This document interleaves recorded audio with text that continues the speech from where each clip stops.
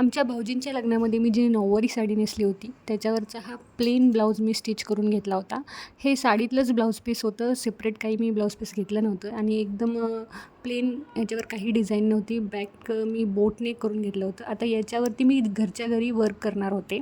त्याच्यासाठी ही स्टिचिंगची क्रीम घेतली होती. त्याच्यानंतर हे वेगवेगळ्या पद्धतीचे खडे घेतले होते, जे फेविकॉलने स्टिच करता येईल त्यासाठीची सेपरेट क्रीम घेतली होती. त्यानंतर ही खड्यांची आणि मण्यांची लेस घेतली होती, 2 वेगवेगळ्या पद्धतीची, एक छोटी आणि एक मोठी. त्यानंतर ही अशी अजून एक मण्यांची लेस होती.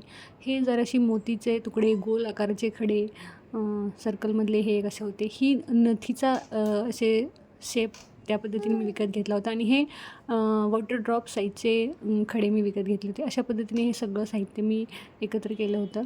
त्यानंतर सगळ्यात आधी मी बाईला ही नथीचा जो पॅच आहे हा मी चिटकवून घेतला. सोबत थोडे खडे चिटकवून घेतले.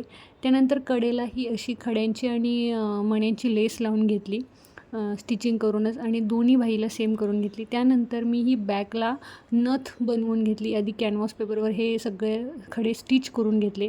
त्यानंतर सगळ्यात शेवटी मी ब्लाऊजच्या बॅकवर असं थोडंसं वर्क करून घेतलं आणि हे सगळं स्टिचिंग करून घेतलेलं आहे मी. कुठेही याला मी आरी वर्कमध्ये करून घेतलेलं नाही. अशा पद्धतीने हे घरच्या घरीच मी करून घेतलेलं आहे. फ्रंट साईडला कोणतीही डिझाईन मी केलेली नाही आणि रिझल्ट तुम्ही बघताय, अतिशय सुंदर तयार झालेला आहे हा ब्लाऊज. एकदम छान